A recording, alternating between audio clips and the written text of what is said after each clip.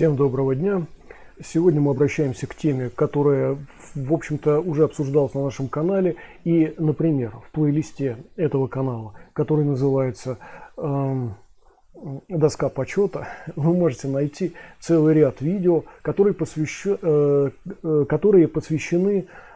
опережению в боевых искусствах. Да, там были сняты ролики Дмитрием, Богданом, значит, в одном из видео с семинаров годовалой давности, с семинара годовалой давности 2021 года, значит, вы тоже можете увидеть небольшой фрагмент, связанный вот с реакцией на первый удар, как бы, да, нашего противника и так далее, и так далее. И, в общем, эта тема у нас уже так или иначе возникала, но совершенно недавно, значит, Богдан предложил мне посмотреть его видео, одно из его видео, и, наверное, я даже его несколько позже покажу, это видео.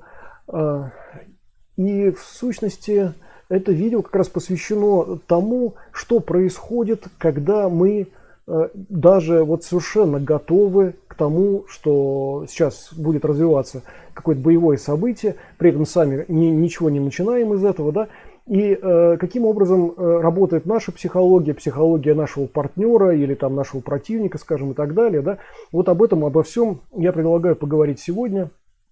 И вот, в частности, когда мы говорим о каком-то опережении, конечно, естественно, вспоминаются различные технические какие-то моменты, которые связаны с теми или иными боевыми искусствами.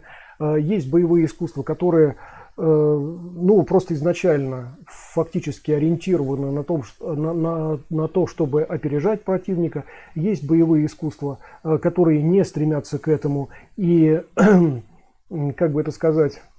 Ну, вот это вот парадоксальное какое-то правило, да, такое существует, что не в суете, значит, скорость, да, не в том, чтобы стремиться опередить противника, а, ну, в некой техничности, например, в каком-то подходе, который там учитывает, например, такие параметры, как 1 там, к 2, 1 к 3, 1 к 5, да, то есть там целая серия действий вашего противника, значит, не вызывает с вашей стороны какой-то повышенной агрессии, суеты и желания преодолеть невозможное, ускориться до невозможных каких-то масштабов там и так далее, да. Вот, когда вы одним своим действием реагируете на целую серию, целая серия спотыкается об одно ваше действие, например, да. Или есть боевые направления, которые ориентированы на такое правило. Противник начинает, я начинаю позже, но я быстрее завершаю свою атаку, да? И дело тут не в какой-то потрясающей скорости, не в каком-то удивительном опережении, а опять в некой техничности, но здесь настрой именно такой, что, ну, как бы условно 1 к 1, да? Одна атака вашего противника должна споткнуться о вашу защиту, и тут же противник должен быть проатакован так, чтобы у него не было возможности нанести даже второй или третий удар. Да? И как бы вот такие вот 3 подхода основные у нас существуют. Одну секунду, Богдан пишет. Здравствуй, Станислав, привет, Богдан, рад видеть тебя и спасибо за опять поднятую тему про опережение. Тебе спасибо, Богдан, и спасибо тебе за твое видео, мы попозже обязательно его посмотрим тоже. Вот. И Вася Васин пишет, Милосан Кончева, Станислав Сан, добрый день, Вася Васин, рад вас тоже видеть. И продолжаем вот эту вот тему. Значит, если будет нужно, мы несколько позже расширим вот эти вот особенности некоторых боевых направлений, которые имеют свои подходы, причем это уже стратегические подходы к такому понятию, как опережение. Мы обязательно где-то в конце, наверное, этого стрима поговорим о стратегии, потому что это очень важно. Стратегия включает в себя не только ваше поведение внутри боя, да, внутри боевой ситуации, но и его завершение. Потом ваши действия после завершения боя, ребят, тоже включены в стратегию. Мы об этом, я надеюсь, я не забуду, мы поговорим. Но самое главное, что стратегия без начала боя вообще перестает существовать. Поэтому стратегия включает и понятие начала, собственно, боевой ситуации, да. И вот как раз от выбранной вами стратегии зависит и то, как вы будете реагировать на первые действия вашего противника, да. И, значит, давайте для начала я проговорю то, что уже проговаривалось на нашем канале, проговаривалось неоднократно, и, наверное, это не будет ни для кого открытием. Да? Значит, когда мы говорим о скорости, о скоростных навыках, я еще раз напомню, мы упираемся в возможности нашего тела, в нашу физиологию. И понятно, что человек неподготовленный, человек, который никогда не попадал в боевые ситуации, никогда не дрался, ну, скорее всего, его действия будут не так успешны, как действия человека, который чем-то занимался, регулярно в спарринговой практике какой-то находится, регулярно оказывается в каких-то боевых обстоятельствах и так далее, и так далее. И с этой точки зрения, ну, скорее всего, опять, скоростные навыки подготовленного человека, ну, намного опережают скоростные навыки человека неподготовленного, да. И мало того, они могут быть разнонаправленными, если мы говорим там о каких-то рефлекторных реакциях неподготовленного человека, потому что нерефлекторных, сознательных у него еще нет, они не выстроены. У спортсменов, кстати, очень часто тоже выстроены только рефлексы, рефлекторные, не сознательные, а рефлекторные какие-то моменты. Они просто приведены к сознательному использованию этих рефлексов, да? Но рефлексы никуда не деваются. Мы с вами говорили уже о рефлекторной дуге, о том, как ее можно сократить, да? Причем сознательными методами, так чтобы, значит, скорость вашей реакции увеличить просто за счет сокращения вот этой рефлекторной дуги и, собственно, за счет отказа от рефлексов, да? Мы об этом с вами говорили уже.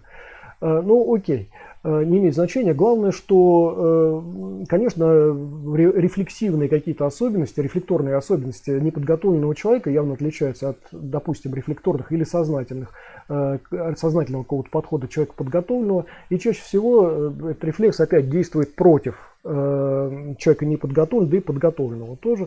Вот. Но просто рефлекс неподготовленного человека обычно связан с тем, что он закрывается, убегает, прячется, пытается как-то уклониться там, и так далее. Что мы, кстати, неоднократно наблюдаем и в спортивных каких-то единоборствах, да, не боевых искусствах. В боевых искусствах желание уйти, убежать, не защищаться, а просто как-то скрыться, увернуться, да, ну, обычно это приводит к фейлам. Потому что боевые искусства, конечно, в этом отношении гораздо более, ну, если так можно выразиться, беспощадны. Да? И боевые искусства ошибок не прощают, поэтому мы постоянно работаем над своими ошибками и их исправляем. Да?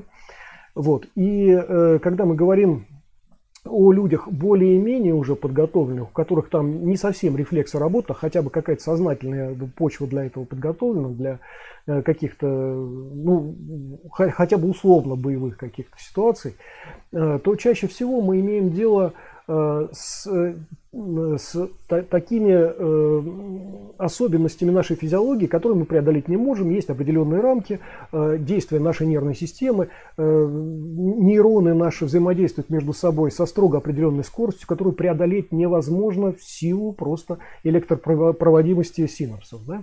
Значит, нервная система у нас также точно работает, пока, допустим, вы осуществляете визуальный контроль, потом обрабатываете это в своей нервной системе, ну, в головном мозге, потом вы приходите к некоему решению или, там, условно говоря, рефлексы за вас все решили, и вы правильно или неправильно действуете, да, для того, чтобы какое-то действие совершить, головной мозг через центральную нервную систему, потом периферийную, посылает сигналы к соответствующим там мышцам, например, да, для того, чтобы они как-то отреагировали на действие и так далее, и так далее. Это очень долгий путь, причем, что интересно, после того, как отдан, ну, условно, какой-то приказ какой-то мышечной группе или ряду мышечных групп, например, да, после этого идет обратная связь в нашу центральную нервную систему для того, чтобы перепроверить, все ли работает так, как нужно, или нужно корректировать что-то, да.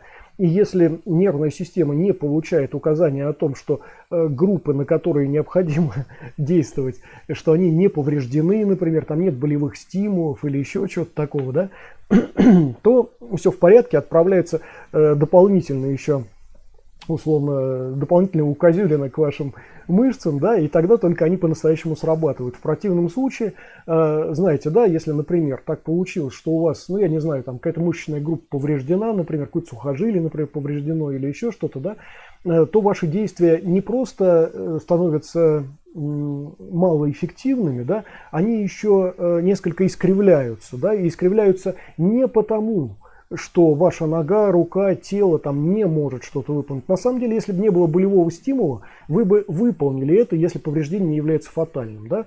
Но болевой стимул, на самом деле, сразу корректирует ваши действия, и ваши действия превращаются во что-то уже совсем неудачное. Да? То есть на самом деле вот это вот постоянно идет перепроверка, центральная нервная система постоянно перепроверяет, насколько вы готовы выполнить то действие, которое, казалось бы, вроде бы готовы все-таки выполнить, да, то вот ваша готовность, она еще перепроверяется несколько раз, прежде чем вы действуете. И все это снижает на самом деле вашу, во-первых, снижает, конечно, рефлекторность вашу, да, вот эту вот рефлексию, на которую многие рассчитывают. Вот на рефлексию, еще раз, ребят, рассчитывать не надо. Это очень плохая такая первоначальная прошивка, это как с Windows, например, да. Сейчас никто на 95-м Windows не работает, да. Вот. Сейчас стараются переходить на какие-то другие, лучше вообще другими системами даже пользоваться.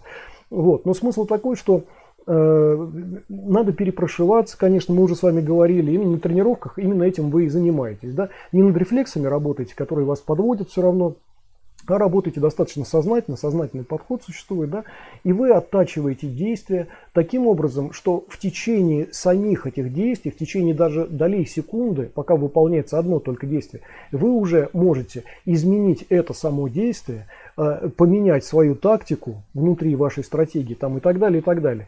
Вот. И такого рода вещи, они значительно сокращают на самом деле скорость ваших действий. Да? В отличие от рефлекторной дуги, которая вот достаточно долгая, и особенно она многократно такая, многократно гоняемая, да, центральной нервной системой. Так вот, значит, то есть есть вот физиологические чисто такие особенности, которые мы перейти никак не можем. И если мы, ребята такие, просто упертые, мы постоянно работаем над скоростью, то все равно будет предел скорости, дальше которого мы не пойдем. И мало того, наращивание наших скоростных каких-то возможностей, это вопрос таких долей секунды, которые становятся уже несущественными в боевой ситуации. То есть вплоть до того, что, знаете, это вот как в самурайских фильмах иногда мы видим удивительные такие кадры, когда оба самурая одновременно останавливают свои мечи перед тем, как, допустим, тренировочный бой, когда оба останавливают свои мечи до того, как он попадет в цель, да, и оба одновременно совершенно действуют. На самом деле, конечно, с точки зрения физики одновременности никакой не будет. Все равно кто-то пришел на долечки секунды раньше. Но это уже не имеет значения. На самом деле обе головы бы слетели, и будь это настоящий бой. Да? То же самое у нас происходит и в рукопашной ситуации. На самом деле разницы большой нет. Влетит вам, допустим, на долю секунды раньше или на долю секунды позже, если вы ошиблись. Да? Разницы никакой. И в этом смысле скорость вашего реагирования или скорость ваших ответных действий, поправка опять на доли секунды уже ничего не значит. И в этом смысле мы не можем работать над скоростными навыками как-то бесконечно. Мы все равно упираемся в некую границу. Да? Все, я проговорил то, что говорилось раньше. Еще один момент, о котором тоже мы говорили уже, о том, что на самом деле, если ваш противник начинает боевую ситуацию, а чаще всего именно так происходит, потому что бойцы, как правило, не начинают бой. Обычно начинают это гопники, там, люди, у которых за спиной нет хорошего бэкграунда боевого, у которых преимущество которых сводится только к тому, чтобы ударить первым и посмотреть, что будет. А если ничего не сложилось, то как бы их преимущество утрачивается практически целиком. Да?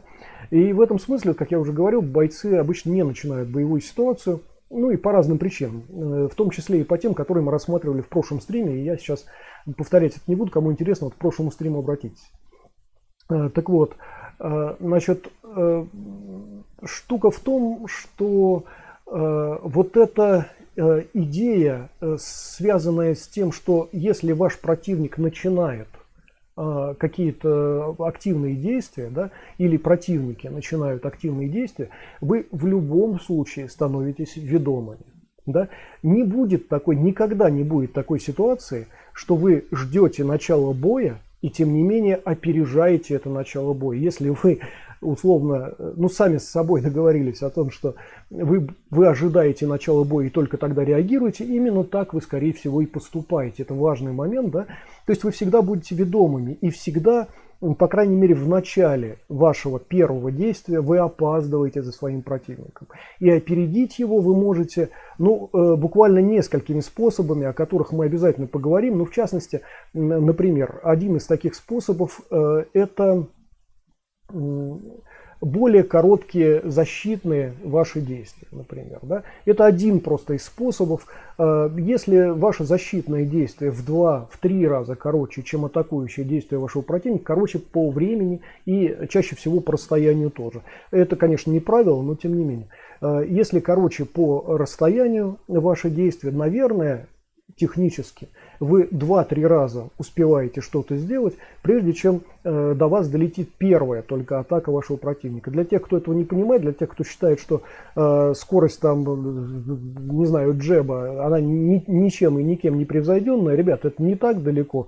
Выполните свой джеб, а потом вот выполните простейшее, например, действие, ну, допустим, вот буквально ладонью, просто поднимите вот таким вот образом ладонь, да, например, или положите пальцы, например, на, как это в инджао, например, делается, вот просто движение короткое пальцами. Движение пальцами всегда будет быстрее гораздо, чем выпрямление руки, например, да, это тоже совершенно понятно, и в этом смысле, я думаю, любой эксперимент из предложенных мной или какие-то подобные эксперименты, да, где защита короче, чем атака, они всегда будут работать против тех, кто утверждает обратное.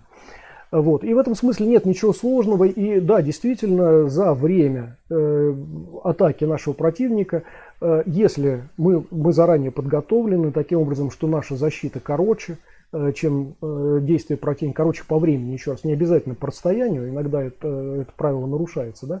Вот. Но короче по времени точно.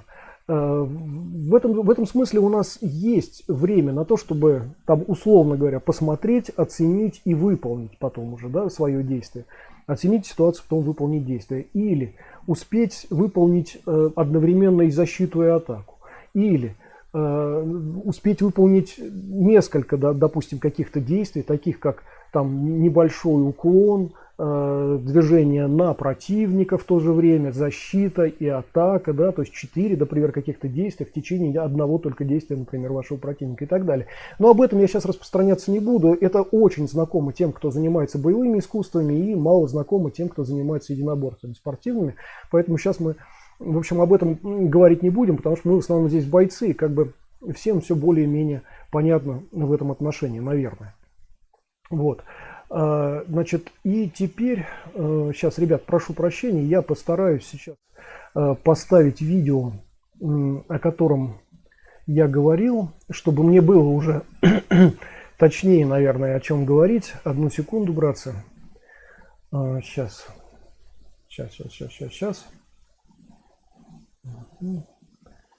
Вот это действие, это видео, давайте мы его посмотрим. Спасибо еще раз большое Богдану за это видео.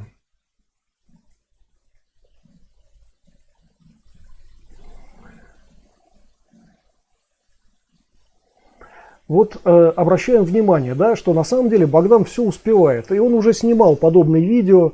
И, кстати, я еще должен еще раз отметить, что девушки обычно, когда им дают карт-бланш, когда дают им возможность атаковать, они обычно не сдерживают себя, как это делают мужчины, например. Да? То есть в данном случае скорость действия Тани она достаточно большая и может быть даже больше, чем скорость там, действия обычного агрессора. Да?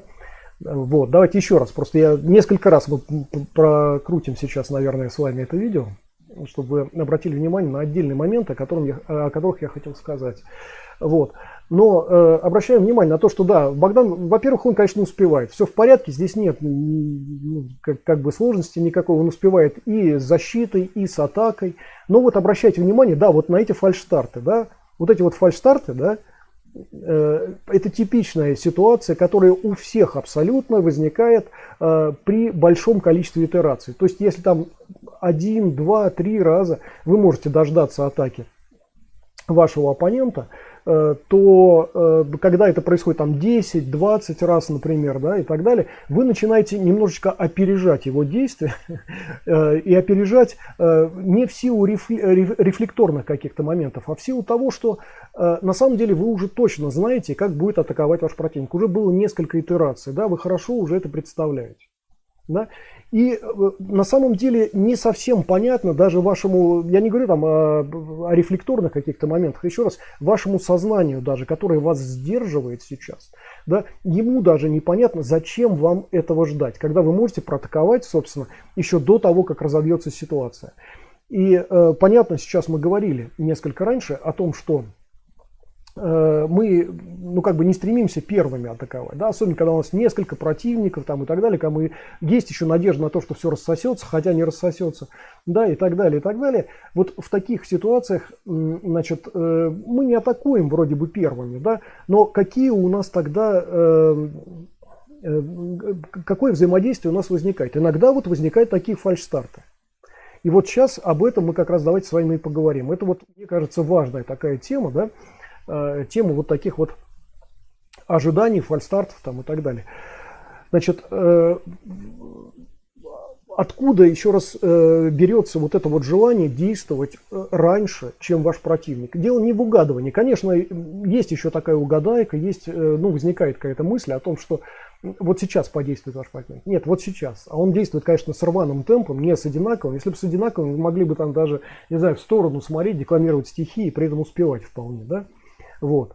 Но, так, Сергей Кренко пишет: добрый день, Станислав, боковой удар или кросс и Богдан в ауте. Вы ошибаетесь, Сергей, вы ошибаетесь очень сильно. Во-первых, он это уже демонстрировал на других видео, и вы можете это посмотреть, да, еще раз в плейлисте доска почета. Во-вторых, значит, на семинаре, вот на 2021 года, у нас там есть короткие кадры, я их, к сожалению, сейчас не включил сюда. Вот, есть короткие кадры, где мы с Михаилом, с моим учеником, в том числе вот эти вот вещи, значит, отслеживаем. Там в том числе и круговые удары были тоже, и также точно реакция просто вот на первый удар. Да? Сергей, вы напрасно продолжаете вот эту вот тему странную. Вы доверяете тому, что видите, а не тому, что у вас в фантазиях, например, находится. Да? Посмотрите еще раз эти видео, и там будет все понятно.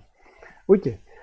Значит, значит, что происходит? Почему мы в какой-то момент не то чтобы стараемся, мы стараемся себя сдерживать, да, не действовать раньше нашего противника. На самом деле все боевое в нас показывает, что не надо ждать, да. И в спаррингах, когда вот мы работаем, очень часто мы уже не ждем действий нашего противника. Да? Мы просто понимаем, как использовать нашего противника для нашей же победы уже с самого начала, поэтому порой даже не даем ему действовать.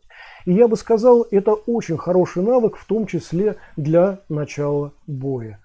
Да, как ни странно, вот навыки того, как у нас отдельные фрагменты наших спаррингов развиваются, да, вот эти навыки, они приложимы, как ни странно, к началу боя. Почему? Потому что любой наш бой имеет, ну, более или менее синусоидальную какую-то такую практику, да, значит, в какой-то момент существуют, ну, некие паузы, пусть они очень короткие, но они все равно существуют, да, в спарринговой практике.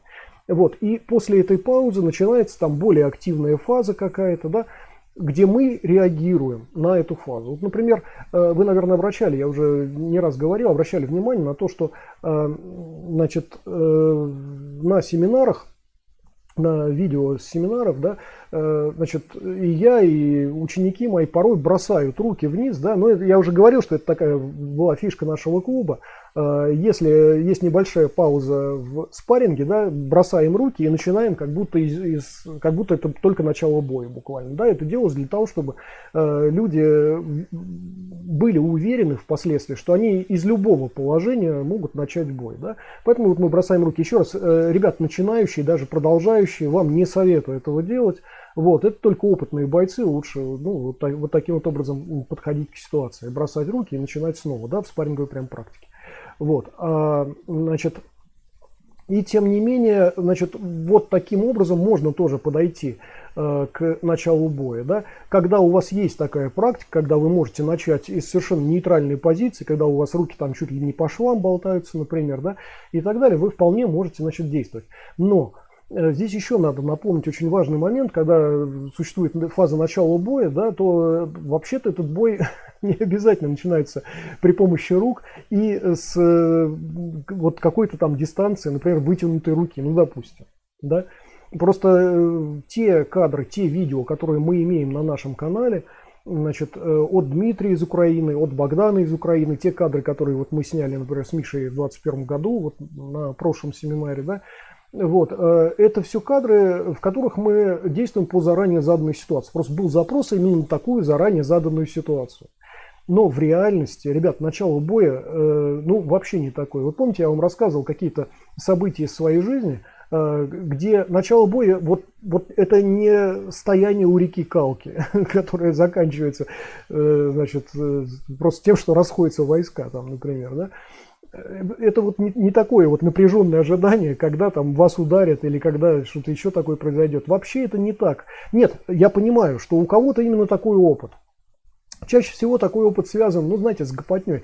Значит, ребята, которые профессионально занимаются гоп-стопом, да, они профессионально же выбирают себе жертву, профессионально же определяют, что можно отжать, например, у этой жертвы, да, и профессионально же действуют в этой связи. Там 3-4 человека, как правило, окружают, пока один говорит, другие уже готовы атаковать, да, вот, и так далее, и так далее. То есть там может прилететь просто по затылку. И о чем мы говорим? Вот это вот заданная ситуация, которую мы рассматриваем, когда мы так лицом к лицу к противнику, там, например, и вполне себе реагируем на его первое действие, ну, в реале, там, условно, в темной подворотне, например, до этой ситуации может даже не дойти. Еще раз, сзади может прилететь там трубой, например, металлической, да, скажем. Вы помните, я вам рассказывал случай в центре Москвы на там небольшом строительстве, значит, состоялась моя встреча с двумя гопниками, у одного нож, у другого металлическая труба, да,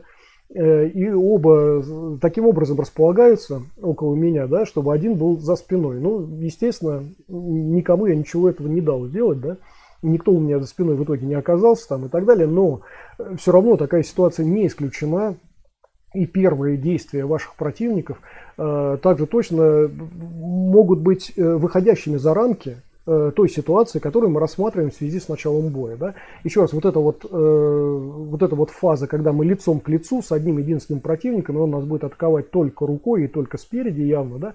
Ну, это такая, это натянутая достаточно, придуманная, в общем, фантазийная достаточно ситуация, хотя она, конечно, тоже, еще раз, она тоже возможна, особенно, когда мы говорим о каком-то ограниченном пространстве, когда мы там, ну, в тамбуре электрички, я не знаю, оказались, например, да.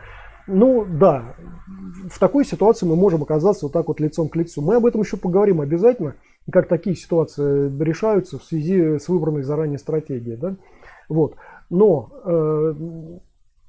еще раз просто хочу заметить, что стратегия вообще начинается с того, что вы определяете положение ваших противников.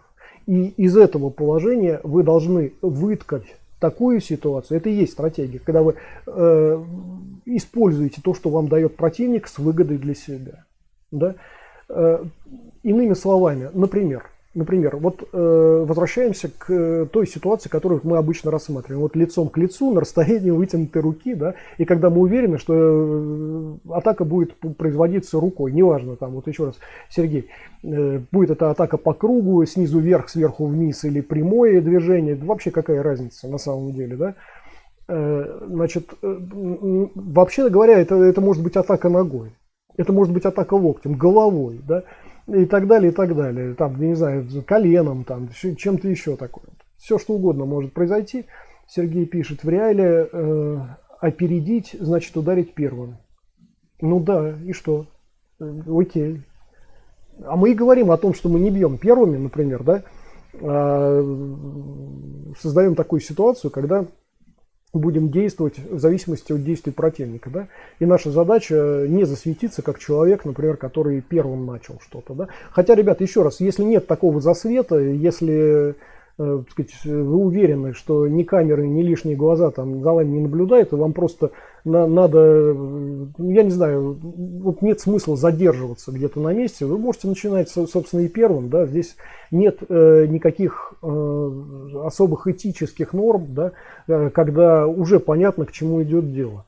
Но еще раз, большинство из нас это такие урбанизированные все-таки, ну, городские жители, да, там какие-то камеры, какие-то лишние глаза вокруг, там еще что-то, да, вот эта вот история, чтобы не быть слишком ответственным, ну, по крайней мере, в странах, где понимают, что такое самооборона, где не судят за самооборону, независимо от того, кто был агрессором, да, на самом деле судят того, кто победил, да, как ни странно, есть такие страны. Вот. А если вы живете в стране, где понятие самообороны это действительно понятие самообороны, то понятное дело, что идеалом будет ситуация, при которой все вокруг, и камеры какие-то, и люди вполне могут подтвердить, что не вы начали эту заваруху там, и так далее. Хотя на самом деле обычно в таких странах даже угрозы какие-то и действия вербального характера, например, тоже расцениваются как начало какой-то агрессии. Да? И в этом смысле тоже вас никто не может сдерживать. Но, тем не менее, ребят, еще раз мы говорим о ситуации, когда мы не начинаем сами бой, да, и не реагируем на какие-то там вербальные, например, провокации, да. Виктор пишет: добрый день, Станислав, рад видеть тебя. Привет, Виктор, очень рад тебя тоже видеть. Надеюсь, что несмотря на условия войны и все остальное, что ты сохраняешь силу и мужество. Сергей Кривенко пишет: первым не ударишь, будешь воевать с капельницей. Ну, Сергей, это, наверное, ваш опыт, да, я так понимаю. У меня просто другой опыт. Ну, хорошо, что мы все разные, и у нас есть разный опыт, правда? Окей. Так вот, значит, еще раз, вообще-то говоря, та ситуация, которую мы рассматриваем, вот так лицом к лицу к противнику и с твердой уверенностью, что нас будут только руками атаковать, в этом смысле как бы мы видим, что проблемы ни у кого нет, независимо, так сказать, от того, какие атаки именно полетят. Вот. А когда мы рассматриваем реальную ситуацию, там несколько все может по-другому развиваться. Еще раз, это может быть труба в затылок, это может быть атака ногой, рукой, это может быть толкание в грудь, а потом еще что-то там, я не знаю, или подтаскивание на себя, или, я не знаю, проход в ноги, например, и так далее. То есть начало боя вообще может быть любым, честно говоря, да, и вот это вот все сводить просто к тому, что вот два человека стоят на совершенно определенном расстоянии, и один должен успеть за другим, но это несложно. И мы это хорошо видим. И на примере Дмитрия, вот, значит, его видео, да, которое вы можете посмотреть на канале, и на примере Богдана, и на моем примере, на примере Михаила, вот моего ученика, там, Миши, там, например, да, и так далее. Это все видно, это все мы успеваем, тут нет проблемы. Проблема заключается в том, что просто вот эта вот сама ситуация, она нафантазирована, она далека от реальности, да. Богдан пишет: первый ударишь и статью получишь за хулиганство. Ну, это хорошо, если за хулиганство, да, а если там получилось еще там что-то по тяжким телесным, например, или даже легкие телесные, даже и то можно еще серьезнее попасть. Там хулиганство, бог с ним. Вот. А если тяжкие телесные в итоге получились? Дело в том, что ваша атака, она может быть не последней, да, вы ударили, а человек в это время, вот даже упав, извлекает нож, и вам приходится его добивать. И пошли тяжкие телесные, да, и вот вы сели. Вот такая история тоже ведь возможна, да, это нормальный совершенно вариант развития событий. Да? Поэтому, да, давайте еще раз вернемся все-таки к реальности и к тому, что давайте договоримся, что первым никто не атакует из нас, да, например, вот, и независимо от сложившейся ситуации, мы как бы реагируем на начало боя. Так вот, еще раз я хотел сказать, что вот эта практика спарринговая, когда после фазы какой-то затишья, например, да, после небольшой паузы в этом спарринге начинается снова ситуация, да, и вы снова вступаете. В общем-то, это хороший достаточно навык, из которого мы вычерпываем какие моменты тактические. В данный момент тактически мы говорим о тактике, значит, еще пока не о стратегии. Какие тактические моменты мы из этого вычерпываем? Во-первых, спарринг нас не фиксирует в определенном положении, на определенном не нами выбранном расстоянии, например, да, и так далее, и так далее. Вот это вот важный момент. С одной стороны, спарринг сложнее, чем вот эта вот нафантазированная нами ситуация, значит, тем, что там могут быть любые атаки ногами, руками, головой, локтями, коленями. Там могут быть любые обманные какие-то моменты там, и прочее, и прочее. А в нафантазированной ситуации это может быть только атака и, скорее всего, только рукой. Да? То есть в этом смысле как бы спарринг вроде бы сложнее, но он легче тем, что мы выбираем все, что связано с нашими действиями дальнейшими. Да? Мы можем выбрать ту дистанцию, которая нам выгоднее. Вот в эту фазу паузы, например, да, вы можете ее использовать для того, чтобы, например, сократить дистанцию до того, как противник начнет действовать. Да? Пожалуйста, это замечательный момент, который нам пригодится уже в стратегических наших решениях в начале боя. Да? Значит, этой фазы паузы вы можете воспользоваться для того, чтобы поменять положение своих рук и ног, например. Это еще одно решение, которое нам тоже подсказывает, что мы можем делать и в начале боя. Помните, я вам говорил о том, что не обязательно стоять как солдат на карауле, там, да, руки по швам. Когда вы беседуете с человеком, когда вы с приятелем беседуете, вы можете слегка жестикулировать, не слишком раздражая, например, жестикуляцией. Да? Вот. Вы можете там почесаться, например. Вы можете поправить свою одежду. Вы можете еще... На самом деле, ребят, вас никто ни в чем не ограничивает, и когда вы общаетесь с далеко не дружественными гражданами. Вы также точно можете менять положение своих рук, пока вас там грузят, например, вербально, если такой прогруз идет. Да? Потом, как вот вы общаетесь с рядом людей, дружественно к вам настроенных, да, вы вполне можете вращать головой, обращаясь то к одному, то к другому, если необходимо, поворачивать свой корпус, менять положение ваших стоп. Да. Что вам мешает делать то же самое, когда недружественная атмосфера вокруг вас, да, агрессивная окружающая среда? На самом деле никто вам не мешает. И вот это вот нафантазированная ситуация, когда мы просто стоим как столбики и ждем, что один там что-то делает, а другой должен отреагировать. Ну, ребят, еще раз, это из области просто некой гипотетической ситуации, очень далекой от реалий настоящих. Да? Значит, и вот, как я уже сказал, ряду способов начала боя мы можем научиться просто из своих спаррингов. Еще раз, после фазы какой-то, такой вот затишья, после какой-то легкой паузы, пусть даже полусекундной какой-то паузы в спарринге, да, когда вы снова вступаете в активную фазу, да, вот как вы вступаете, это и есть подсказка к тому, как вы можете, собственно, реагировать на начало боя. Да? Такая же ситуация. По сути, мы этому учимся постоянно. Почему вот я не выделял никогда начало боя, вот это вот рассмотрение особенностей начала боя никогда не выделял в отдельный раздел боевых искусств. Вообще, может быть, стоит выделить, может, не стоит. Я не знаю. И так можно сделать. Но в сущности мы этому учимся в спарринговой своей работе. Обычно. Вполне. И то, что мы там делаем в спарринге, это нам подсказывает и решение для начала боя. Значит, но и это еще не все. Вообще, когда мы говорим о начале боя, надо помнить о том, что атаки могут последовать, во-первых, не обязательно там только руками, но и ногами, головой, я не знаю, чем угодно еще, трубой железной, там, я не знаю, и прочее, да, это во-первых. Во-вторых, они могут последовать на любой уровень.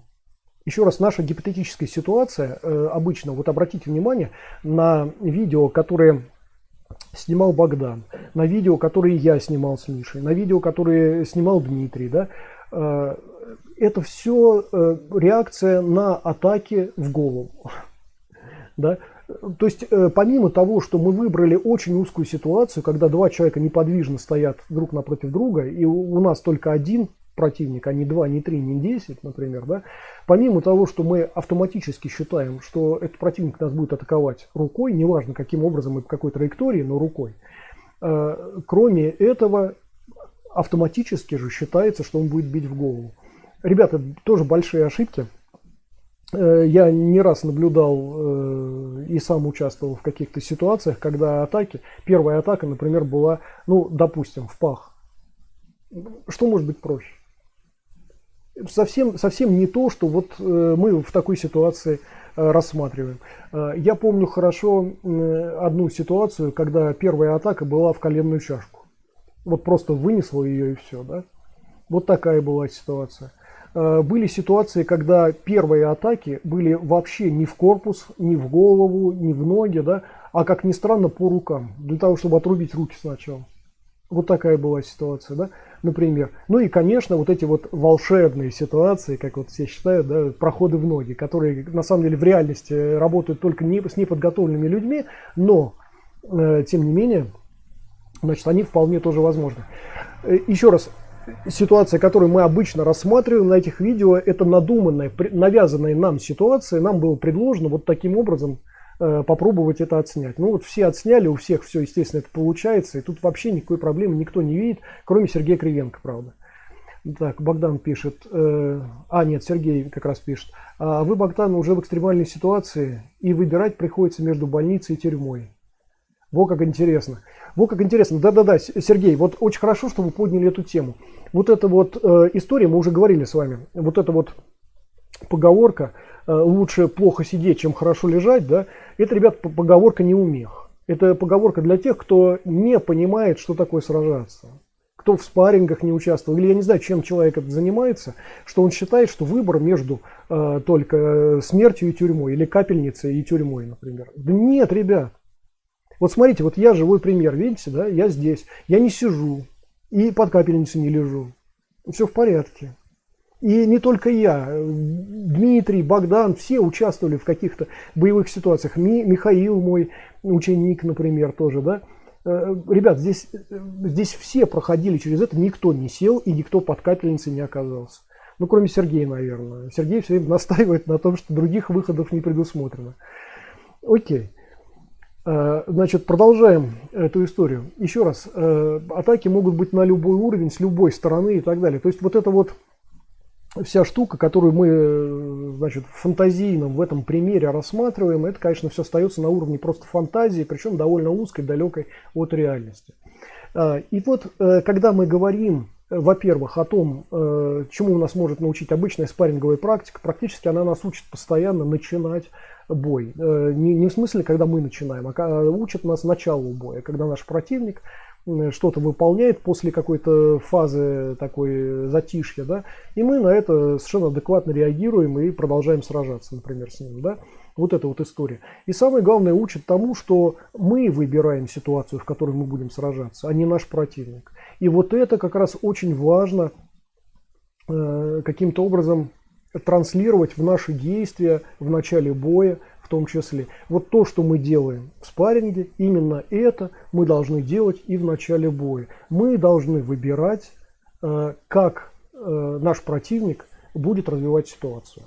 Вот это очень важный момент, и вот с этого как раз надо начать. Здесь надо помнить о том, что те тактические решения, к которым мы прибегаем в спарринге, они являются фрагментами уже заранее выбранной стратегии. Да? Мы так или иначе придерживаемся какой-то стратегии в нашем бою. Сейчас, одну секунду, Богдан пишет. Меня когда хотели гопнуть, конфликт закончился за 15 секунд. Ну вот, пожалуйста. Окей. Так вот, значит, когда мы говорим о том, каким образом мы выбираем начало боя, а не наш противник нас будет атаковать, он будет выполнять первые агрессивные действия, или наши противники. Но то, как они это будут делать, выбирать должны мы на самом деле. И те тактические решения, к которым вот мы прибегаем в спарринге, они являются фрагментами той стратегии, которой мы придерживаемся в бою. И эта стратегия может быть разной. Это может быть, например, стратегия, при которой мы придерживаемся постоянно, ну, например, короткой дистанции, закрываясь одним нашим противником, с которым мы работаем, от других противников. Таким образом, например, мы можем действовать достаточно последовательно, не во все стороны работать, да, а только с одним противником последовательно, с одним, потом с другим, потом с третьим, с пятым и так далее. Да. Ну, такая вот, например, ситуация, это вполне стратегический ход, стратегическое решение, которое делится уже на такие вот фрагменты тактического плана, как вот тактически вот в такой ситуации, в такой мы поступаем, например. Да. Вот. Есть другие стратегические решения.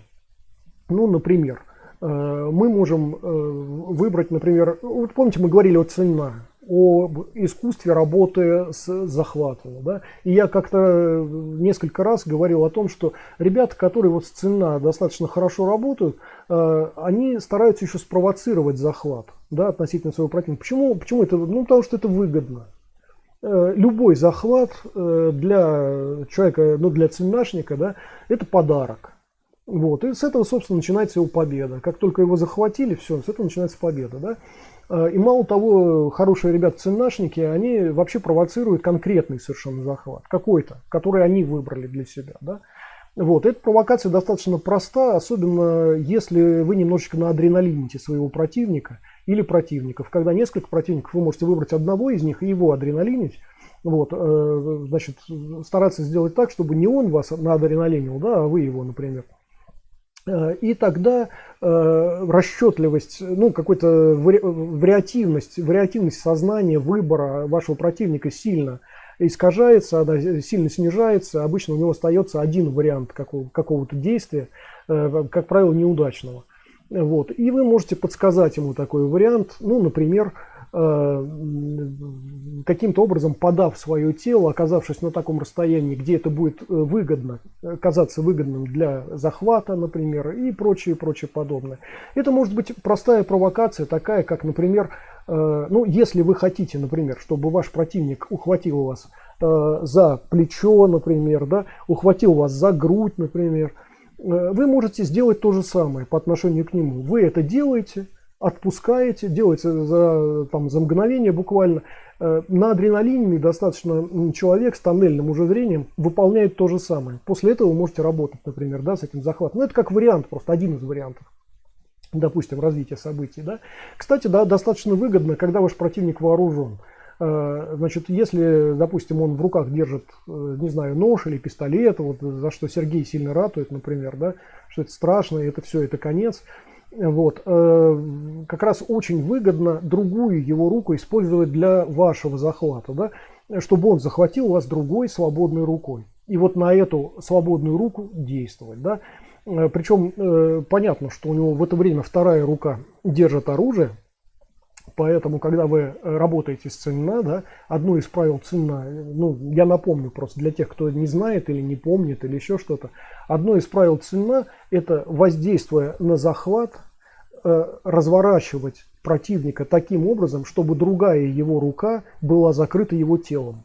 Чтобы не было возможности, вот вы понимаете, да, если у вас в руке, например, пистолет или нож, например, да, но вы развернуты к противнику, скажем, противоположной стороной, то достаточно сложно, не повернувшись, а попытаться воткнуть нож или через собственную голову выстрелить, например, в противника. Да. Это достаточно сложно.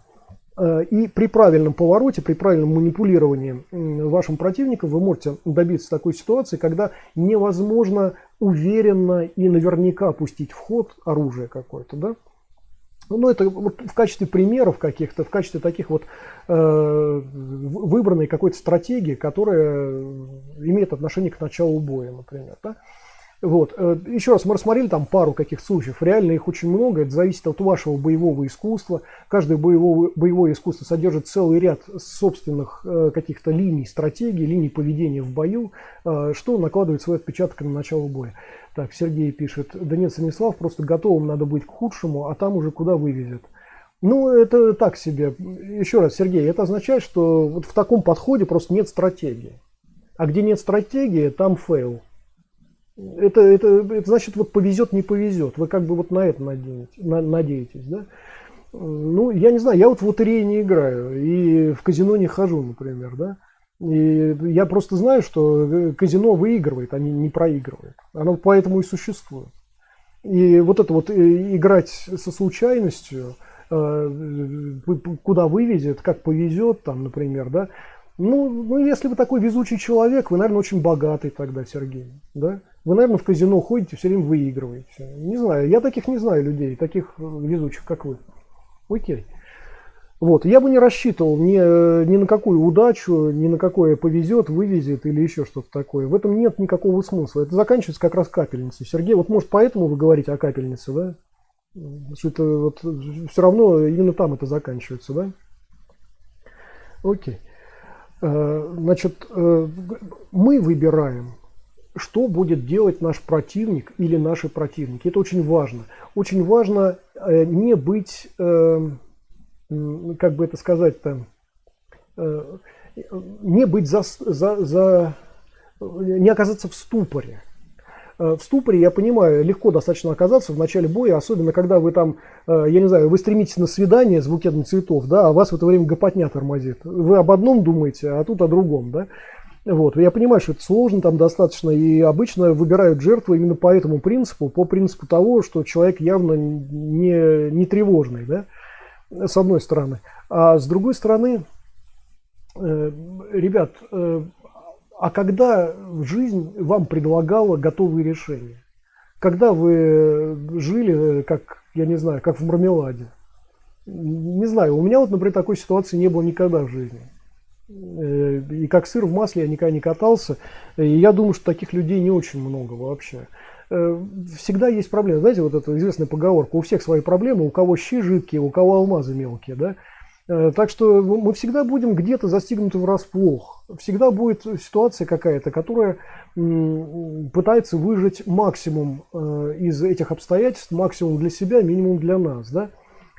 Так, Сергей пишет: нет, бьешь ножом или стреляешь с поворотом и все. А если вы не можете повернуться, Сергей? Я же об этом говорил сейчас, правда? Вы меня слушали?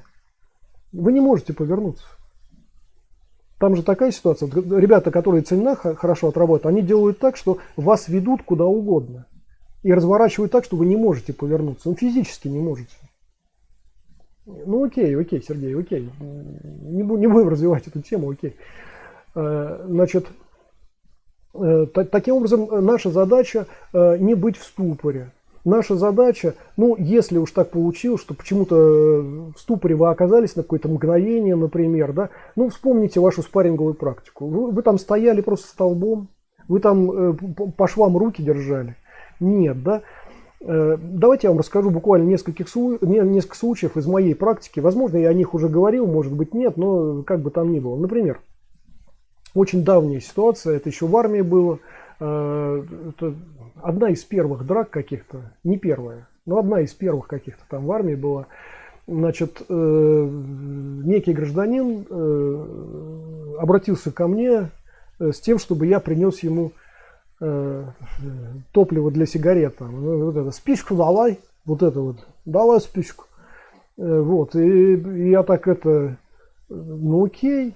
Развернулся спиной, сделал пару шагов, потом вернулся назад, сказал: слушай, чувак, а где спички-то взять?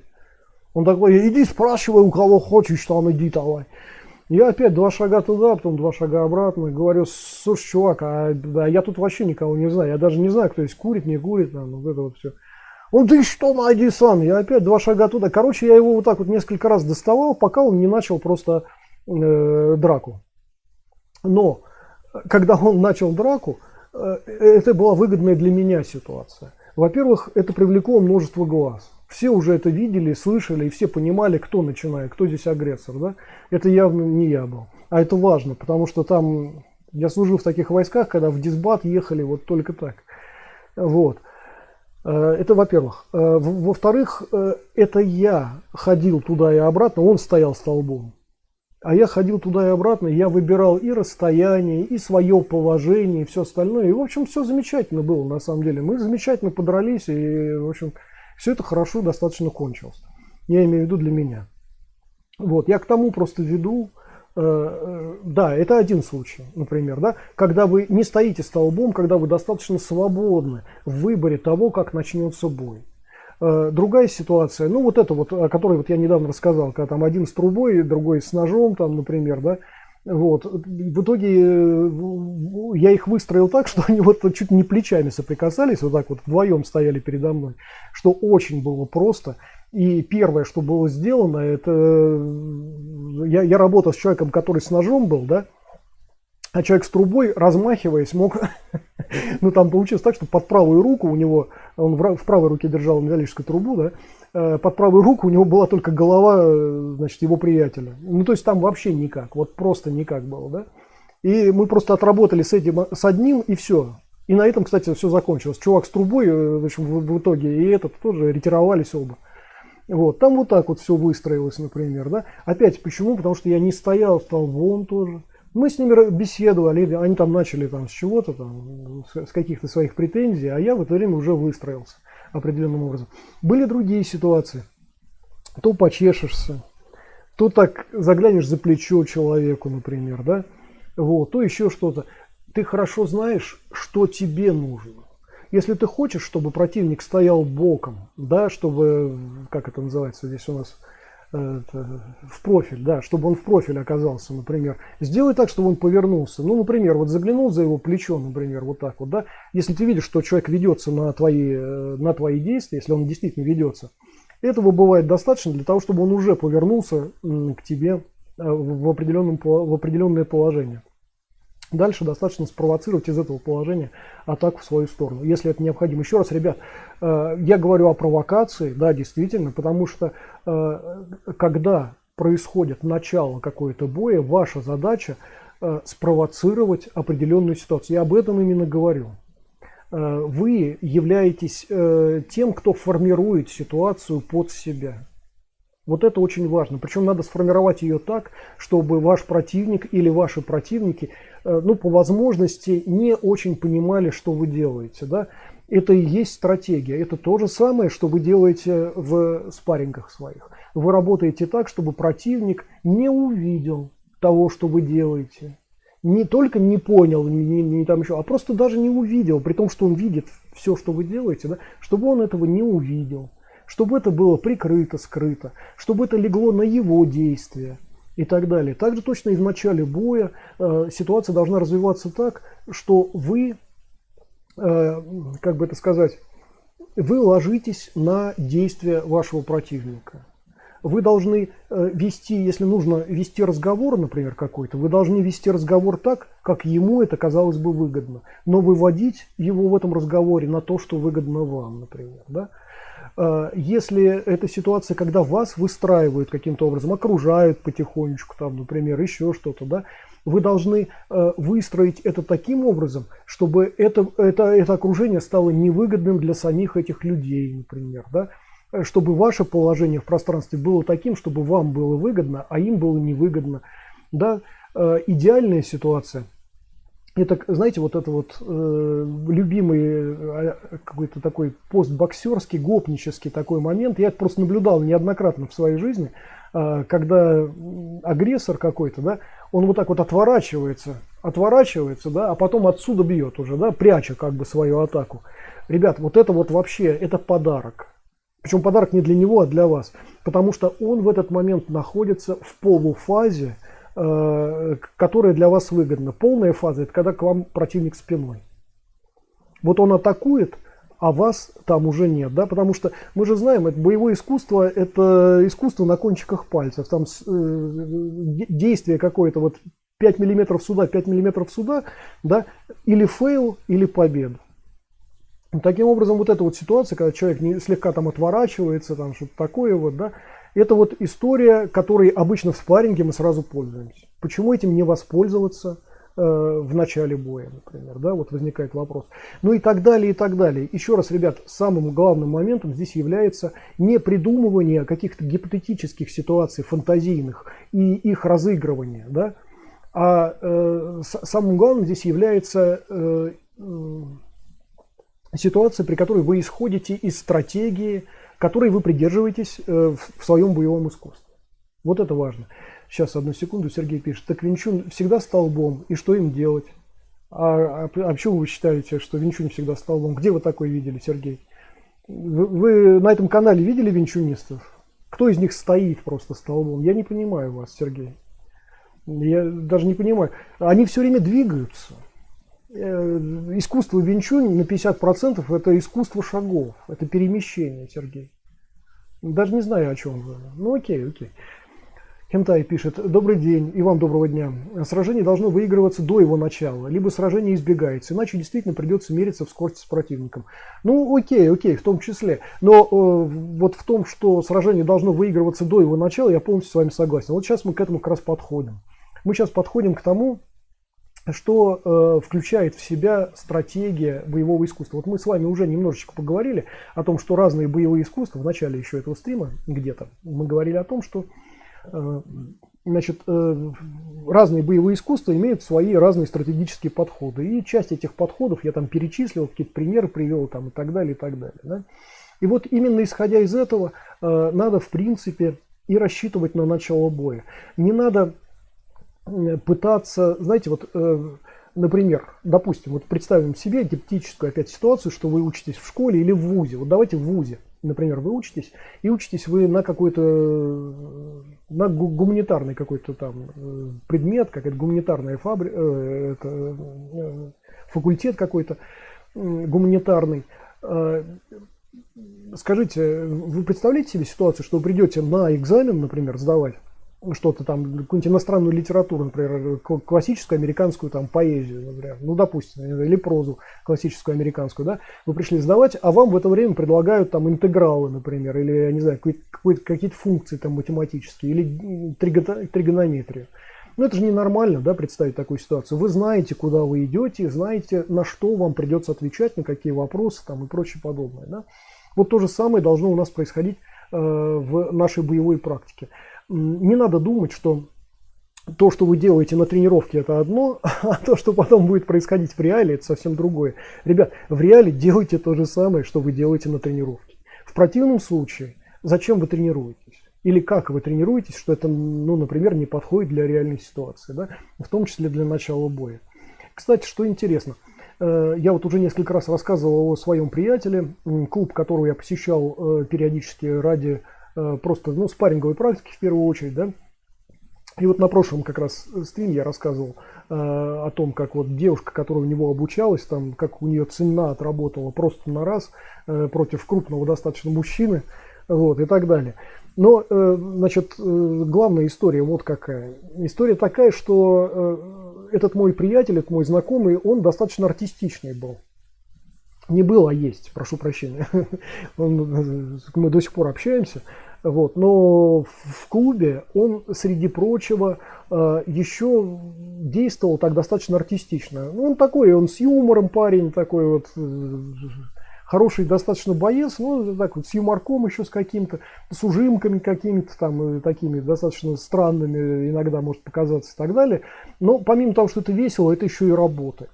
Например, допустим, вот слушайте, опять простейший пример, мы отрабатываем цена, и, ребят, те, кто постоянно работает цена, все знают, да, что существует еще фань-цена, когда вы действуете так, чтобы ваш захват не был использован, да, когда вы можете уйти от перезахвата, когда вы можете там еще что-то, когда вы можете не дать подействовать вот таким образом или таким образом и так далее, да, то есть это уже следующий такой этап освоения цена. И в этом смысле перед вами стоит достаточно сложная задача, когда ваш партнер тоже фань-цена, вы там цена должны отработать, а у него там фань-цена, например, да, обратная ситуация. Вот, это достаточно сложно сделать. Ну вот, это мой приятель, например, постоянно отвлекал внимание. Например, вот его берешь так вот, один из самых простых опять способов, да, хватаешь там каким-то образом, он говорит, ой, больно. В этот момент ты просто инстинктивно, да, разжимаешь пальцы, он в это время действует. Ну, допустим. Или там он может закричать щекотно, или посмотри на Серегу, например, или еще что-то такое. Вот что угодно. Причем каждый раз что-то новое ему приходило в голову. Это не повторение одних и тех же вещей, да? Это вот просто на ходу человек сочинял. Это свойство его характера такое вот было. Я к тому, что в ситуациях, когда вы даже не можете чего-то сделать, вы все равно можете найти способ обойти защиту вашего противника. Знаете, как хакеры. Вот взломать, хакнуть нервную систему вашего противника, да, это вообще достаточно интересно всегда. Причем это могут быть, да, отвлекающие какие-то слова, реплики, это могут быть отвлекающие действия. Ну, для того, чтобы, например, ваш противник ослабил свой захват, ну, допустим, вот по каким-то причинам, опять почему-то о захватах, ну, бог с ним. Для того, чтобы противник ваш ослабил захват, например, можно достаточно плотно ударить его в голень. Ну вот, допустим, просто сильный, хороший удар в голень, да, быстрый. В этот момент болевой стимул, неважно, ваш противник может не чувствовать боли в этот момент. Он может там находиться под специальными препаратами или в алкогольном опьянении. Вот. Но, тем не менее, атака есть атака, переключение с ног на руки или с рук на ноги, да, это такая достаточно сложная ситуация для нервной системы человека. В этот момент захват, например, ослабляется. Это один из вариантов. Да. То же самое у нас происходит с активной фазой развития там, какой-то атаки. мы тоже хорошо понимаем, что атака, даже самая мощная, да, она управляется, ну, например, плечом. Не анатомическим плечом, а вот тем, что мы обычно называем плечом, да. Вот. И понятно, что неважно, какой это будет удар, круговой, прямой удар там и так далее, да, просто вот пара пальчиков, выставленных вот сюда, вот куда-то рядом с дельтовидной мышцей, да, вот так вот просто упереться пальцами, да, этого достаточно для того, чтобы атака не могла развиваться. Она тут же упирается, потому что повернуть плечо невозможно в это время, да. В это короткое мгновение, например, да, вы также легко, без всяких болевых стимулов, без ничего, вы просто гасите атаку, когда она уже началась, казалось бы, да, но она просто не долетает до вас в этот момент. Это как вариант опять. И так далее. То есть существует достаточно много решений, но эти решения все должны быть подвязаны. Это вот я фрагментарно совершенно сейчас говорю, да, но они должны быть подвязаны на стратегию вашего боевого искусства. Вот мы сейчас говорили о стратегии Цинна, например, да, когда циннашники сами провоцируют такую ситуацию, чтобы захватили вас, а захватили так, как это будет выгодно потом этому циннашнику, например. Да?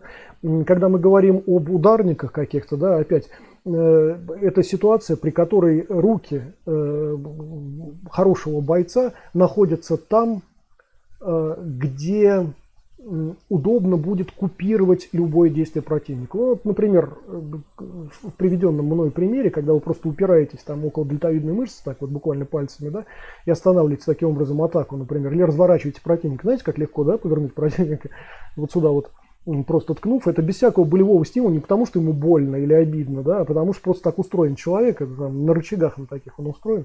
Это достаточно легко так вот развернуть противника. Ну вот, когда вам нужно, еще раз. Это опять, это связано, например, с вашим боевым искусством, в котором вы, вот, например, используете подобные вещи уже в самом спарринге. И это часть вашей практики, это стратегические какие-то решения, да, которые задавливают, например, атаки вашего противника. Как я уже говорил, есть боевые искусства, которые работают с атаками противника, используют их для себя. Есть боевые искусства, которые купируют такие атаки и с контратакой выступают, да? А есть такие боевые искусства, которые гасят любую атаку во время ее начала, не дают ей развиваться вообще. То есть не действуют с тем, что будет потом, да? не взаимодействуют с тем, что будет потом, а взаимодействуют с началом самым любого атакующего действия, задавливая всякую инициативу противника, например, да. Вот еще раз, и ваши решения в начале боя будут связаны именно с подходом, вот с таким стратегическим подходом, связанным с вашим боевым искусством конкретно. Как у вас это решается, так вы будете решать и начало боя, да. И как я уже говорил, берите в начало боя то, что вы делаете в спарринговой практике. Это будет самым, во-первых, наверное, гармоничным решением и физиологичным. И, во-вторых, вам не надо ничего выдумывать из головы, не надо ничего придумывать, да? Вы просто действуете так, как вы уже хорошо умеете, а вы в каждом спарринге отрабатываете подобные вещи, да? Окей. Одну секунду. Хентай пишет, я не к тому, что надо избегать сражения в принципе, а избегать сражения на невыгодных условиях. Но если уж не получилось создать необходимые условия, тут ничего не поделаешь, надо делать, что должно. Не, я согласен с вами, вот полностью с вами согласен, но в идеале все равно, ребят, надо создавать такую ситуацию, которая вам выгодна. Не надо действовать, исходя из того, что предлагает ваш противник, потому что противник всегда предлагает невыгодное для вас, да? Это очевидно. Поэтому вы должны действовать на тех условиях, которые вам выгодны, а не вашему противнику, да? Естественно, Сергей пишет, хентай это психология жертвы. Хентай, это психология жертвы, без обид. На самом деле, это ты охотник, это ему или им не повезло. Ну как не повезло, Сергей, когда вы все время говорите о капельнице или о том, чтобы сесть? Ну, это значит, не повезло вам тогда получается, да? Ваш противник-то как бы здесь ни при чем. Вы выбираете между тюрьмой и капельницей, я правильно понял, Сергей? Ну окей. Хендай пишет, хороший пример американской пехоты во Вьетнаме. Хорошо обученные, вооруженные современным оружием солдаты зачастую проигрывали дикарям, навязывающим им свои условия. Совершенно верно. И Хентай отвечает, Сергей, это психология вменяемого человека, осознающего предел своих возможностей и законных возможностей. Я не Супермен и не Ханма Юдзиру, а вы. Окей. Да. И возвращаемся сейчас к теме. Значит, еще раз, давайте вот сейчас просто подведем небольшой какой-то итог того, о чем мы говорили. Значит, первое. Когда мы говорим о начале боя, не стоит фантазировать на эту тему. То, что нам показывают в кино, то, что мы вычитываем из книжек, то, что нам кто-то рассказывает, все это искаженная информация, она не верна в сущности, в принципе. Для того, чтобы понимать, как разворачивается какая-то уличная ситуация, какая-то нестандартная ситуация, что-то еще такое, да, для этого надо побывать в такой ситуации. Если хотите, вот можете даже создать искусственно такой прецедент. Но в сущности, те, кто бывал, например, в отделениях полиции, в обезьянниках или в камерах, например, те, кого пытались пытать в полицейских этих заведениях, да, там, в отделениях полиции, например, и так далее, все хорошо себе уже представляют, как это работает и как этого избегать, там, условно говоря, как с этим быть, да? Те, кто попадал в какие-то гопнические ситуации, в какие-то разборки, еще где-то, да, в каких-то таких было моментах, те тоже хорошо представляют себе, как это развивается. Еще раз, это не вот это пионерское противостояние. Ребят, вот это вот противостояние, когда два человека друг напротив друга вот так вот стоят, и там один точно ударит первым, а другой точно будет ждать. Я это помню только в пионерском лагере, причем в младших отрядах. Я не знаю даже, с чем это было связано. Какая-то была такая, не знаю, какая-то была такая история почему-то. В более взрослых уже отрядах пионерского лагеря даже так не действовали никогда. Не говоря уже о взрослой жизни. Вот. Значит, еще раз, первое, о чем мы должны говорить, говоря об опережении, о начале боя, мы должны говорить о том, что не надо фантазировать себе ситуацию, надо брать такие ситуации, которые реально бывают в жизни. Это вот первое. Понятно, что все такие ситуации вы не переберете, но их легко достаточно систематизировать, и там будет счетное количество ситуаций, очень короткое счетное количество ситуаций. Они все примерно одинаково развиваются. Это вот первое. Второй момент. Когда назревает какая-то такая ситуация, она может иметь два варианта каких-то. Да? Первый – это когда сначала идет вербальная агрессия, а потом уже невербальная. Да? И второй момент, когда сразу начинается с невербальной агрессии. Значит, второй вариант нам гораздо ближе. Собственно, это то, как мы работаем в спарринговой практике. Когда нет какого-то вербального прогруза, когда вас словами не грузят, там что-то такое там вот не делают, да, нам это ближе и нам это легче решать. Значит, вербальный прогруз вообще, он существует для того, чтобы подавить вашу волю, задействовать ваше внимание, загрузить ваше внимание совершенно незначительными деталями, которые для вас почему-то являются значительными. Да? Но нужно сделать так, чтобы ваше внимание было не в боевой ситуации, а в какой-то гипотетической. Ну, как пример, допустим, ну, я не знаю, ну там, допустим, вам предлагается отдать кошелек и мобильник, или сейчас вы поедете в отделение полиции. Представьте. Не, ребят, я серьезно абсолютно говорю, просто я родом из России, вы знаете хорошо, и там полиция, ну, в том числе и такими вещами промышляет. Ну вот вам предлагается отдать все, или сейчас в отделение полиции вы поедете, там вы все равно отдадите, но просто это будет еще хуже, например, да. Вот такая вот, например, ситуация. Это прогруз, который не имеет отношения к реалиям, к тому, что в реальности вот сейчас с вами происходит. Но ваше сознание в этот момент переносится туда, в такую ситуацию, которой, скорее всего, даже и не будет. Да? Но вас заставляют переключить свое внимание на это и грузят сильнее и сильнее, плотнее и плотнее. Не одной фразой, как я вот сейчас сказал, например, да, а в течение, там, не знаю, 50-60 каких-то фраз, да, которые, по идее, вас должны накачать очень хорошо вот этими фантазийными вещами. Хотя на самом деле в это время ничего не происходит, никакой агрессии реально не происходит, кроме вербальной агрессии. И вот в таких случаях, ну, тут простой достаточно совет, опять два у вас решения, ну, мне кажется, всего два существует. По крайней мере, на моей практике так. Первый вариант. Кстати, выбор этого всего зависит и от вашего характера, или, если хотите, от настроения в конкретной ситуации. Первый момент – это когда вы не ведетесь на вербальную агрессию и только смотрите на своих противников, слушаете их, чувствуете их и оцениваете их действия, полностью отключившись от того, что говорят, вплоть до того, что вам могут задавать один и тот же вопрос, а вы можете не отвечать, потому что вы не слышите, например, да, этого ответа. Это очень важно. Кстати говоря, нет ничего страшного, что вас будут 10 раз переспрашивать одно и то же. Ну что, отдашь мобилу, например, да, вот такую вот фигню какую-нибудь или там еще что-то такое. Пусть переспрашивает. Он же профессионал, он этим на жизнь себе зарабатывает. Ну и пусть переспрашивает. Он же надеется на этом денег сделать. Пусть работает. Вот. От вас это ничего не требует. Совершенно не важно, чтобы вы отвечали на эти вопросы, например, или велись на какие-то предложения, например, и так далее. Совершенно не важно. Поэтому вы можете вообще не слушать человека, который вас грузит. Это первый вариант. И второй вариант, если вы умеете, если у вас язык более-менее подвешен, вы можете вести диалог уже. И диалог надо вести, как я уже говорил, так, чтобы привести к тому, что вам выгодно, да, а не вашему противнику. Тоже вот такая вот история. Достаточно просто. Так, одну секунду. Сергей пишет: нет, хентай, вы или боец, или нет. Ой, слушайте, я не буду читать. Сергей, простите, не буду. Ну, что-то это уже за гранью. Так вот, значит, это вот первые выводы, которые мы должны сделать из того, о чем мы сейчас вот говорили.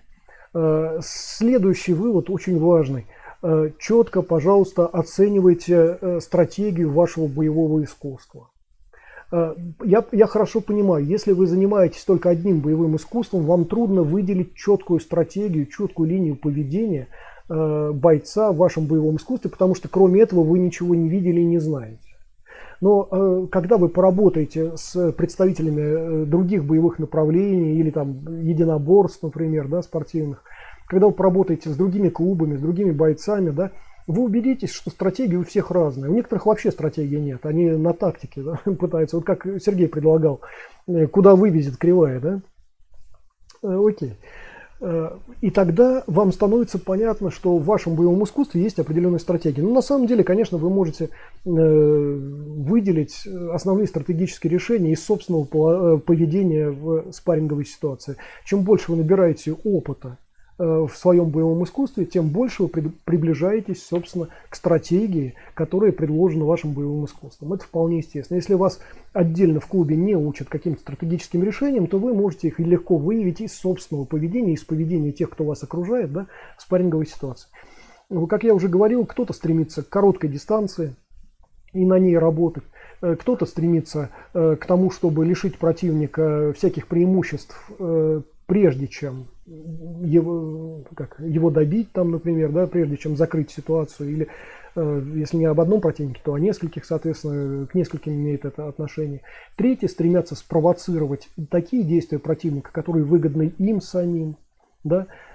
Четвертые стараются сделать так, чтобы в любой фазе вашего предстояния вот этому до начала вашей ситуации, в любой фазе нарастания конфликта вас было невыгодно атаковать или что-то с вами делать. Ну, например, вы постоянно меняете дистанцию, когда общаетесь, да, то приближаетесь, то удаляетесь как-то, да, то еще что-то, держите руки около, ну, одну руку там, например, около головы все время там, да.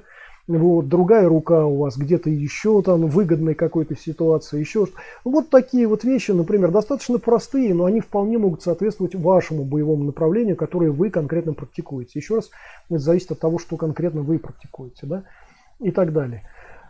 И, конечно, сейчас, наверное, надо перечислить то, что, скорее всего, еще раз, ребят, я не истина в последней инстанции в этом смысле, но, скорее всего, что невыгодно делать перед началом боя, когда только-только вот ситуация накаляется, например, да.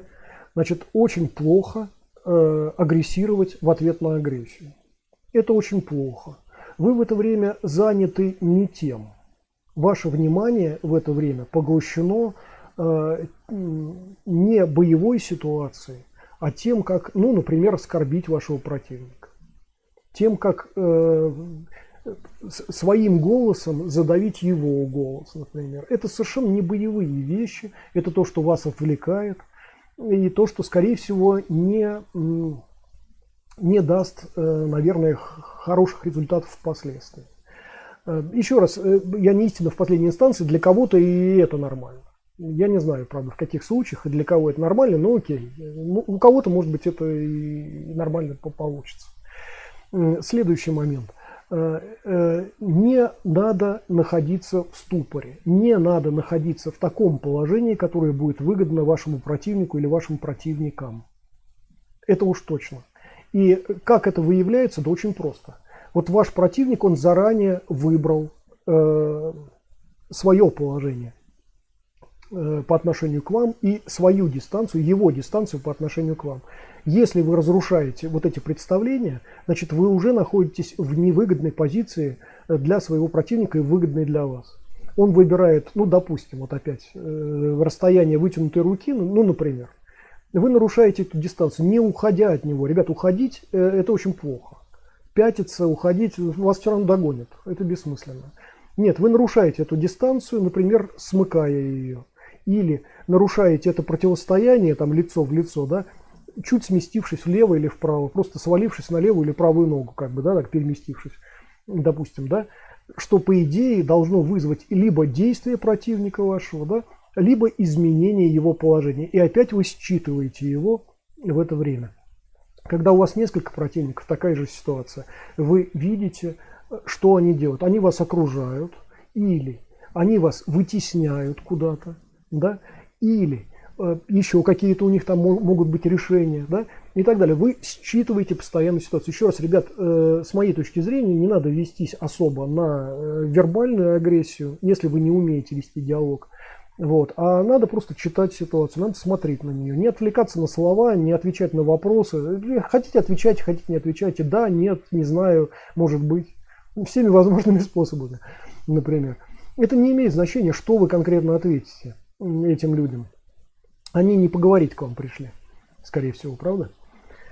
Ну, вот такая вот ситуация. Я думаю, что мы более или менее вот это вот все рассмотрели, и, как видим, в принципе, начало боя, ситуация начала боя, она считывается из обычной нашей спарринговой практики, в первую очередь.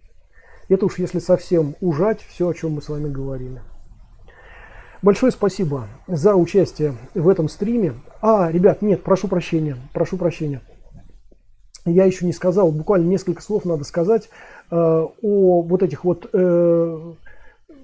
бы это сказать, о фальстартах, да, которые, например, мы наблюдали, ну вот в недавнем видео, которое вот мы просмотрели, очень хорошо Богдан там показал, вот в том числе эти фальстарты, когда вот противник ваш еще не начал свои атакующие действия, а вы уже там дернулись, там, например, уже что-то такое делаете, да. Еще буквально несколько слов, об этом уже говорилось, но сейчас вот буквально еще пару слов. Значит, если такие реакции в вас возникают, и вы их не контролируете, ну, предположим, потому что мы говорили до этого о контроле таких ситуаций, о том, как, почему они возникают там, и так далее. Я еще раз просто напомню, они возникают из нормального представления о том, зачем вам ждать, когда уже все понятно, и противник вас уже атакует 10-й, 20-й раз, вот в этой гипотетической ситуации, когда вы просто стоите друг напротив друга. Вполне естественно, что вы начинаете действовать несколько раньше, чем он, потому что все ваше боевое существо подсказывает вам, что а чего вы ждете, собственно. Все уже понятно. В спарринговой практике тоже такая же ситуация возникает. Да? Именно из спарринговой практики практически вот эти фальстарты возникают. Так вот, значит, в таких... Джонни Голдер, привет, Стас, привет. Это Кирилл пришел. Привет, Кирилл.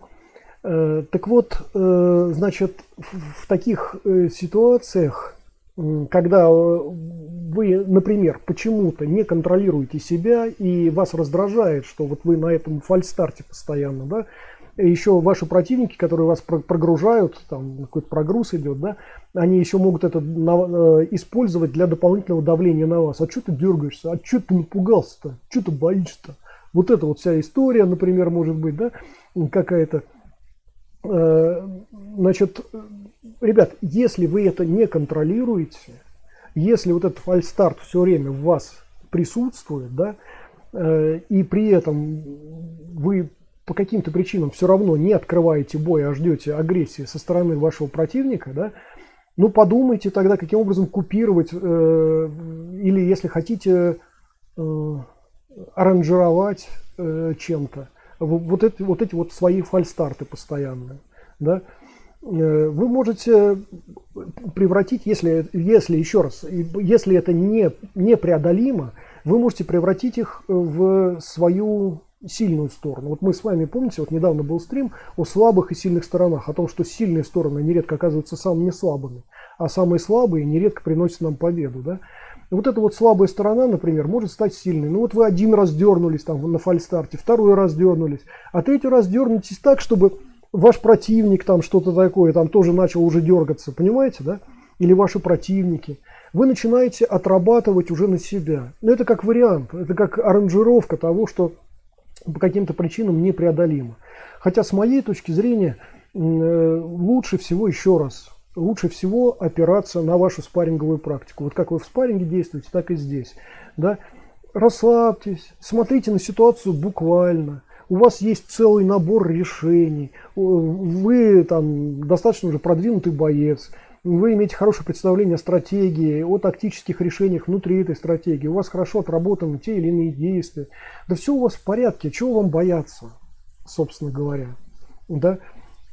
Еще раз, будьте провокаторами, если это выгодно для вас, если это встроено в ваш характер. Провоцируйте то, что выгодно для вас. Выведите на те темы, которые выгодны вам, например, если вас вербально подавляют. Да? Выведите на те действия, которые выгодны вам, если вас уже не вербально подавляют. Там, и так далее, и так далее. Ребята, еще раз, не стойте столбом. Если вы это делаете, значит вы целиком пляшете под дудку вашего противника. Вот. Еще вот об этом стоило сказать, вот об этих фальстартах и о том, как стоять столбом, и надо или не надо. Да?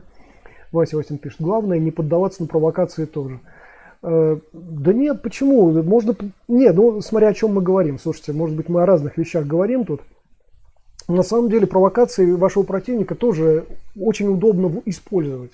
Если противник дошел до того, что он начинает вас провоцировать, это значит, что у него... он перешел в фазу выжидания. Ему важно сделать так, чтобы вы поступили таким или таким образом. Да? А это значит, что есть временной лаг между его первым действием, вашей реакцией на это действие, или там на вербальную, например, какую-то агрессию, да, и его дальнейшим действием, которое, как ему кажется, будет выгодным уже для него. Да? То есть это достаточно большая такая тоже вот дуга такая, если хотите, рефлекторная. Вот. И это время, которое вы можете использовать. На самом деле тут также точно вы можете вставлять палки в колеса, когда вас провоцируют, да, вы знаете, что есть там время, вот это вот время, о котором я сейчас говорил, да, вставьте туда пару своих фраз или пару своих действий, если мы говорим о действиях, да, тех или иных, даже если они не очень в кассу, как говорится, да, но они уже разрушают вот эту вот концепцию провокации, да, вашего противника. Вы действуете уже, скорее всего, не так, как он на это рассчитывал, да, не так выгодно по отношению к нему. Это уже здорово. Вот. Но еще раз, ребята, это чисто гипотетически, это если хотите, разыграйте там как-то. Но с моей точки зрения лучше всего все-таки полагаться на спарринговый опыт, на ту стратегию, которая заложена в вашем боевом искусстве, собственно. Да? И ее надо просто перенести на начало боя. Как правило, это все решает. Так, Джонни пишет, в ситуации дуальности бить или не бить регулятором является страх. И, собственно говоря, со страхом и надо работать. Да, и я еще раз хочу просто, ребят, напомнить, еще раз, страх это, как правило, реакция на неизвестность. Да? Когда вам все известно, вы не боитесь. Да? Вот вы на работе, например, занимаетесь одной и той же деятельностью изо дня в день, вы хорошо знаете, как в тех или иных обстоятельствах действовать на работе, вы не боитесь, вы не идете на работу и не трясетесь вот так вот, да, например. Что бы там ни было, вы знаете, как действовать. Да? Когда вы общаетесь с приятелями, со своими, то же самое. Вы хорошо знаете все, что произойдет, и любая даже неожиданность, она, скорее всего, будет приятной, и вы об этом тоже знаете. А вот реакция на незнание, на размытость ситуации, как правило, это и есть страх. Да?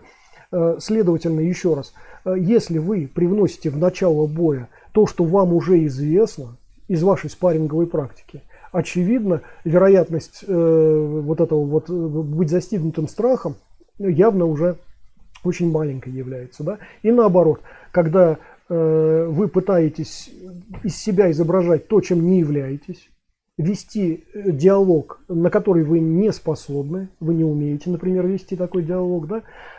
Когда вы стоите столбом и ждете, когда вот проатакует ваш противник, например, и поэтому фальстарты вот эти вот появляются, о которых мы говорим, да, это явно невыгодные ситуации, это ситуации, к которым вы не очень готовы на самом деле, да.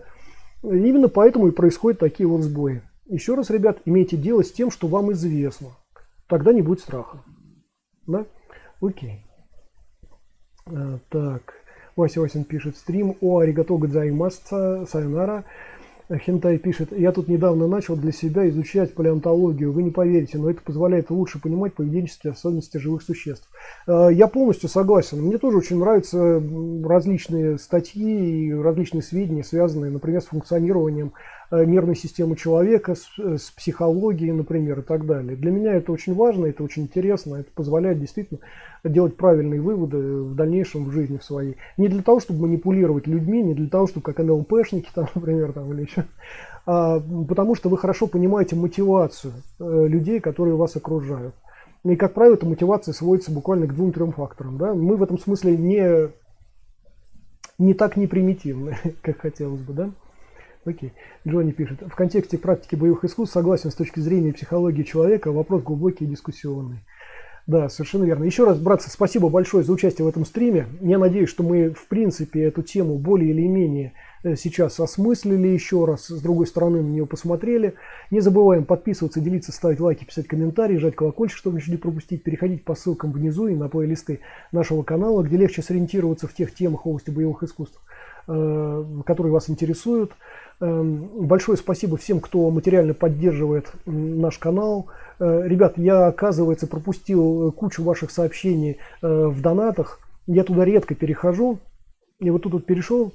Оказывается, кроме переводов, вы там еще мне оставляете приятные достаточно какие-то мотивирующие послания. Большое вам спасибо. Моя вина, что я туда редко захожу и их редко читаю. Может быть, надо вывести мне сюда строку, и если вы там что-то пишете, то может быть... Но это, правда, только во время стрима будет, после стрима вряд ли. Ну окей. Большое спасибо еще раз всем, кто поддерживает канал. Счастливо, хороших вам тренировок.